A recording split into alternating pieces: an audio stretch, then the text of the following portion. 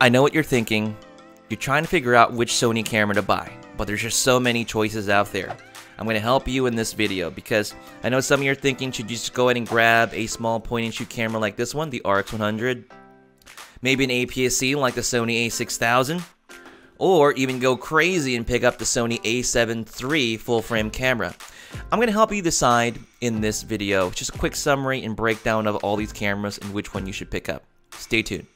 If you don't know me already, I go by That One Camera Guy. I do tutorials, guides, and reviews on Sony mirrorless equipment and gear. Don't forget to subscribe and hit that bell notification so you don't miss out on the latest content. And smash that like button because it always helps out my channel and I'd really appreciate it. I just want to emphasize to you, it's more of a talking head video going over a variety of different cameras. As a reviewer, I'm very fortunate enough that I've been able to accumulate a variety of different Sony cameras in order to be able to talk about it in this video. But before we jump into it, I want to let you know that I do have a shopping guide that I did post. There's a link for it in the description and probably in the comment where you can jump to. This shopping guide I'm going to keep up to date up until Cyber Monday, and we'll see if I keep it up to date going forward into the future. But what I did was I list the prices. I've got APS-C lenses for Sony, full frame lenses for Sony, Sony cameras. There's a tab down here. I even posted other cameras, accessories, lighting, and then I'll try to add some more in the future. These are affiliate links, but you don't have to use them as affiliate links. You could just use it as a cheat sheet guide you can have on the side and then just do your shopping on the other side. It doesn't really bother me. Just use it as a tool to help you with your shopping. All right, let's go ahead and dive into this. Here we go. The Sony a5100, let's talk about this. Why is this even still on the market? Right now the prices are going for about $400 with a kit lens. But the reason why people are excited about this camera still, and it has some validity, is the flip out screen. Unfortunately, Sony hasn't done this kind of screen on their newer cameras. This is the only one that has it. And in the foreseeable future, I don't know if their APS-C bodies or full frame are going to have it. We don't know. Now, in order to convert this into a vlogging camera tool, which is what I think this camera is really geared towards, primarily a vlogging camera and light photos for the most part, is you're going to need a lens like this. Now, this lens is the 10-18.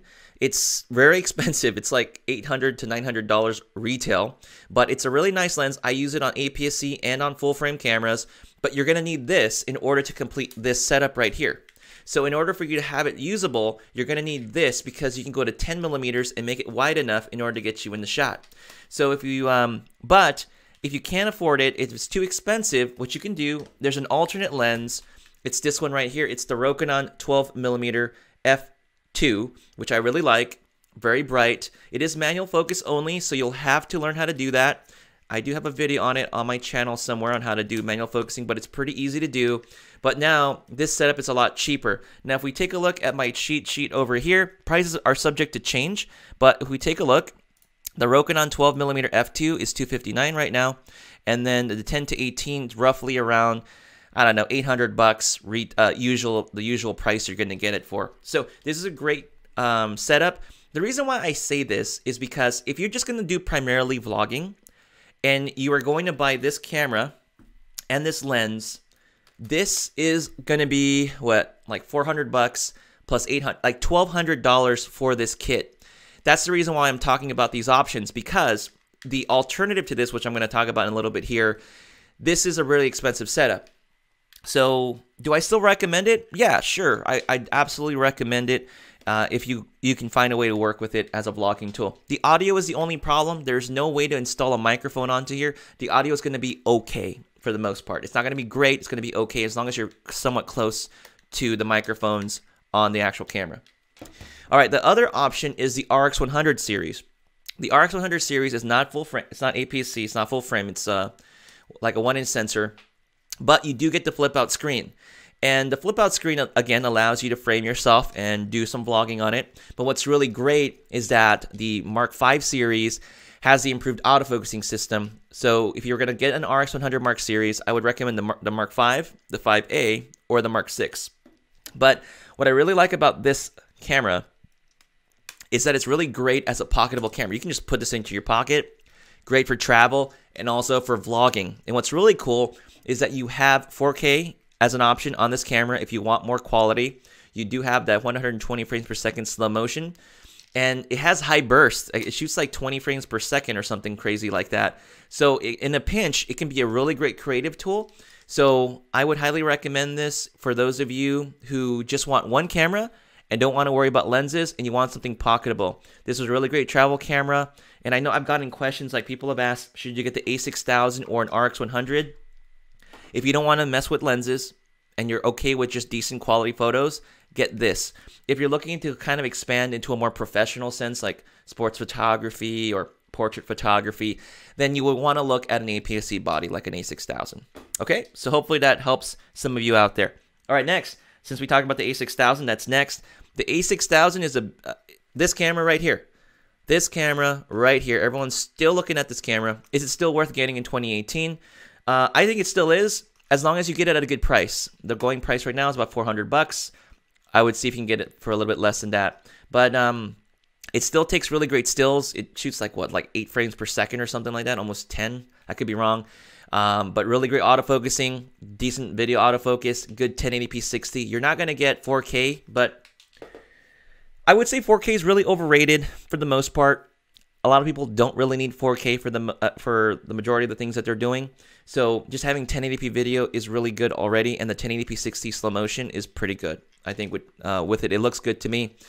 Anything else redeeming about the camera? Price point's really great. It has a lot of decent features on here. As long as you pack it with some decent lenses, you're going to be really happy with the results you get out of it. But unfortunately, what's making this camera choice tough right now for some of you is the A6300. So who would get this one? Someone that's a hobbyist, an amateur enthusiast that's really itching to get their hands in better photography than their cell phone. If you're looking to get better work done, this is a really great choice. Not good for vlogging because you can't see yourself, unfortunately, so I don't recommend it for vlogging necessarily. The A6300, the prices on these are going, they're very interesting prices right now. There's a sale for $570 body only, but let's not worry about that right now. The A6300 are for people who want to be a little more serious. They need 4K. Like, hey, you know you need 4K. You can get some pro work done with this, even with the A6000, but the A6300 is built a little bit better, more sturdier. You get the 4K, the 120 FPS slow motion. You get a better autofocusing system, a good burst rate. You definitely can't shoot a lot of raw photos at once, unlike the Alpha 6500, but overall, really good choice. And you do get the microphone port, which the A6000 doesn't have, so you can't get better audio on this one. You're going to have to go ahead and upgrade to the A6300. So if video is important to you, you definitely want to jump and look at the Alpha 6300 over the A6000. And prices have dipped enough to the point where this might be your choice. So this one here is for the more serious person, and this camera will allow you to grow more into the mirrorless system than maybe the A6000 over time. This one will be a much more better Swiss Army knife because it does video pretty good and it does photos really well too. So I would recommend this one. Now I don't have the 6500 on me, but would you get the 6300 or the 6500?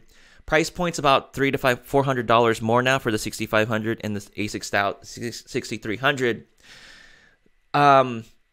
You should get the 6500 if you do a lot of sports, like that's your thing, and you can't up your game to the A7 III, for example. The A6500 has a deep buffer, which is great for sports photography. It has the built-in stabilization, which is great if you're adapting glass. So, for example, if you want to use this 18 to 35 on there, there's a Sigma adapter, by the way, you can use it. And it'll do a good job. It'll stabilize it for you on the 6500. So if you know you're going to be doing a lot of handheld stuff, a lot of handheld video work, then the 6500 would be the one to consider. I would say the 6500 is more, that's really more geared towards the video person than anything else. But on the saving side of things, I think the 6300 is still a great Swiss Army knife. I own 3 of these. I use them for multicam work, especially if I'm setting up tripods and I just need multiple cameras set up. I use this quite frequently. Video quality is still very excellent on this, and I'm very happy. I've been happy with it. I think it was my camera of the year last year choice. I think it still is this year. All right, moving on.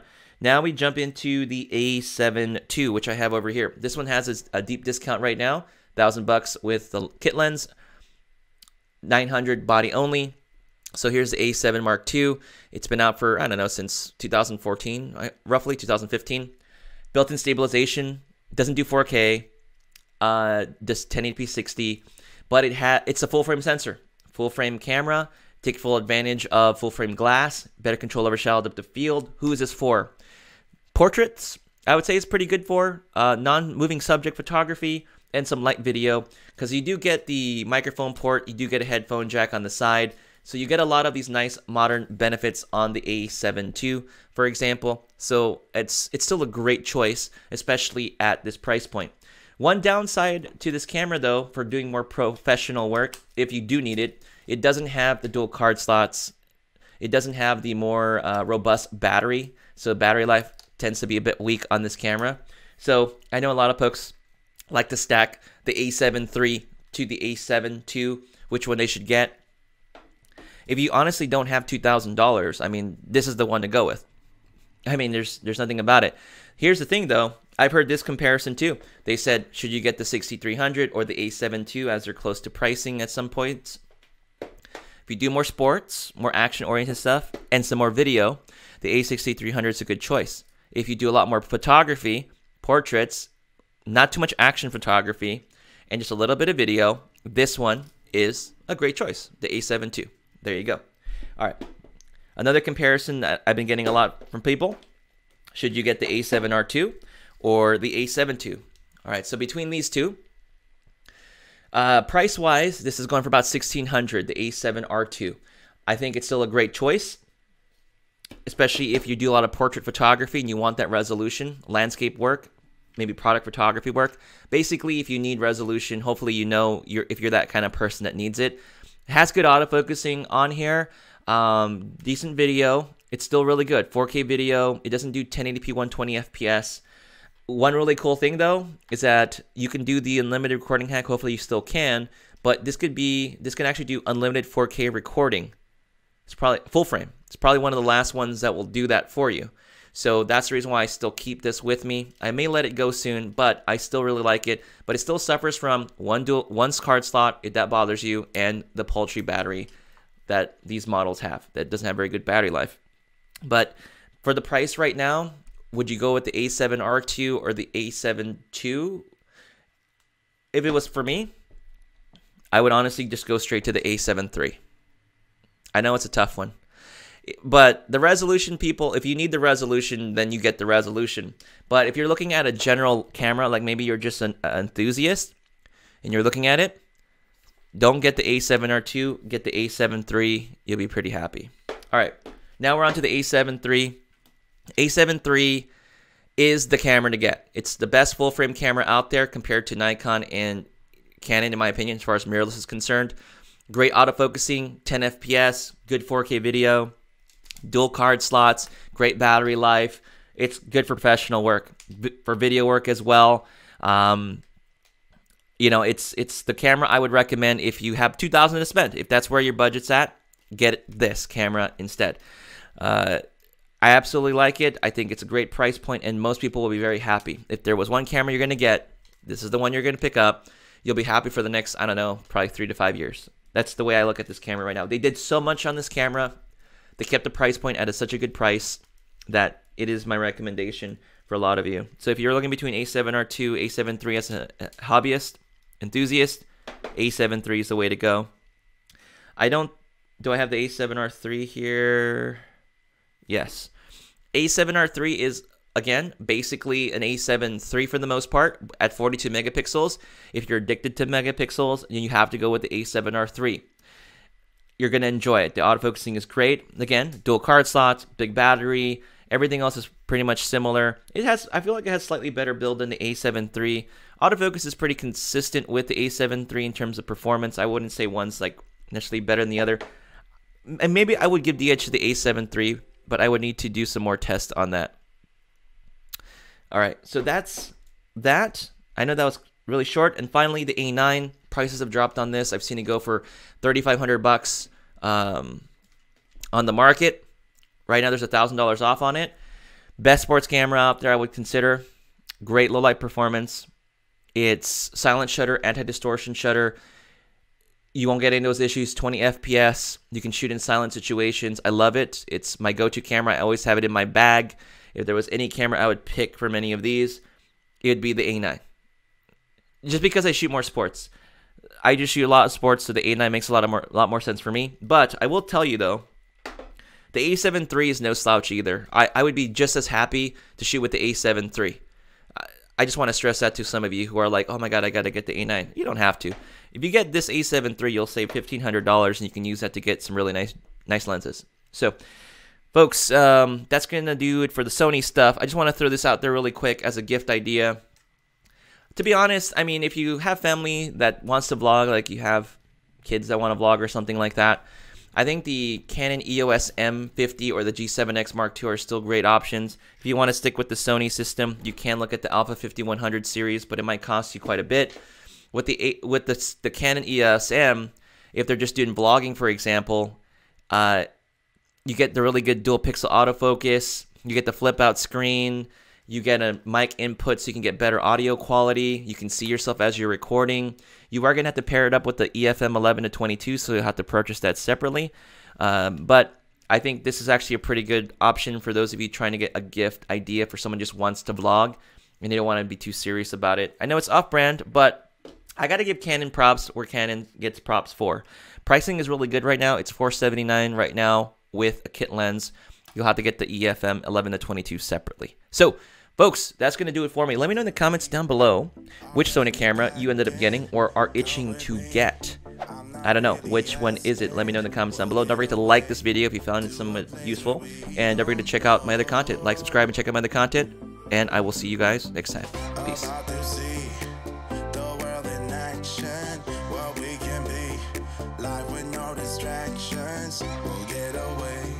This is what we waited for.